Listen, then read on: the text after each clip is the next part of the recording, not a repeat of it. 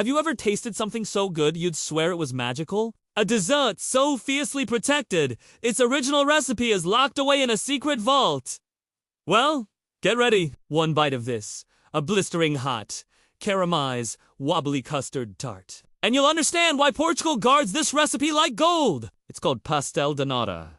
And today, we're cracking its 200-year-old secret. I'm standing outside the magnificent Mosteiro das Geronimos in Lisbon, where this whole story began. It's sunrise, the perfect time to talk about a dessert that has captured the heart of an entire nation. Today, we're not just tasting Portugal's most famous dessert. We're uncovering its history, seeing how it's made, and most importantly, showing you how to recreate that magic in your own kitchen.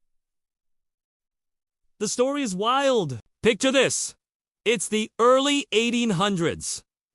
The Catholic monks, right here in this monastery, created these little custard tarts. But in 1834, a liberal revolution swept through Portugal, closing all monasteries. The monks, desperate for income, started selling their tarts to a nearby sugar refinery. The recipe was a closely guarded secret, known only to a select few. Eventually, the recipe was sold to the owners of that refinery, one single family, who opened a shop in 1837. That family still owns the business today, and the original recipe, it remains a total secret. Passed down through generations and kept under lock and key in a place they call the secret room. Only 3 people at any one time know the exact formula. It's the stuff of legends. And this is where that legend lives on. We are iti pasto is the Iberu MD original bakery, and the line is already insane. They sell over 10,000 of these tarts every single day. The air is thick with the smell of cinnamon and caramelized sugar, and you can just feel the excitement. Tourists, locals, everyone is here for one thing. You see people taking their first bite, their eyes closing in pure bliss. It's more than just a pastry. It's a national obsession, a ritual. The chaos is part of the experience. Okay, we managed to get inside, as close as cameras are ever allowed to the production area.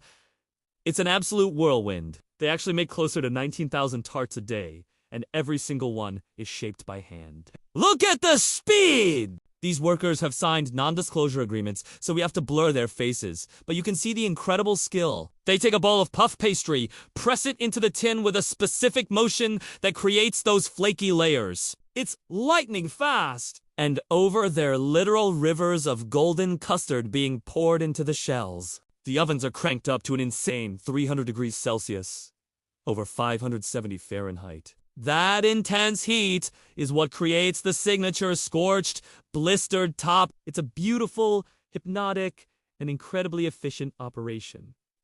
All right, the moment of truth. Fresh from the oven. You can see the top is blistered and black in spots, which is exactly what you want. The pastry is shatteringly crisp.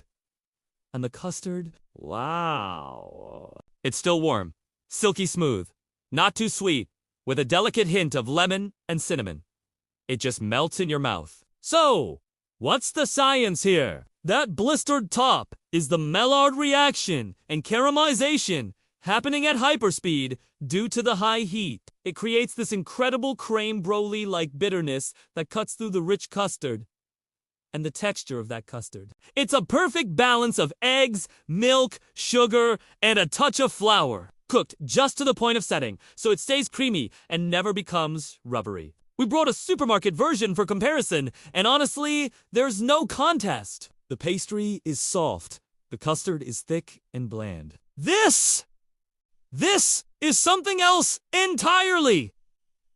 I could cry. It's that good. Now, the part you've been waiting for. We're going to make these at home, the authentic way. Don't be scared. You can do this. The secret is all in the puff pastry. It's a process called lamination. We'll start with a simple dough. Then we fold in a block of cold butter. Roll it out, fold it like a letter, chill, and repeat. This creates hundreds of paper-thin layers of dough and butter. When that hits the hot oven, the water in the butter creates steam. pushing the dough layers apart into that amazing flaky texture. For the custard, we'll make a sugar syrup infused with a cinnamon stick and lemon peel. Then, we'll slowly temper that hot syrup into a mix of milk, flour, and egg yolks. This gentle process is key to getting that silky smooth consistency. We'll line our tins, fill them up, and bake them in the hottest oven you can manage. The trick for home ovens is using a pizza stone to get that bottom crust super crispy. You want to see those black blisters form on top? It's a project, but trust me, the payoff is huge. Feeling a bit intimidated by making your own puff pastry? No worries. I've got you. Here's the quick and dirty cheap version that gets you 90% of the way there in under 30 minutes. Just grab a roll of high-quality all-butter store-bought puff pastry.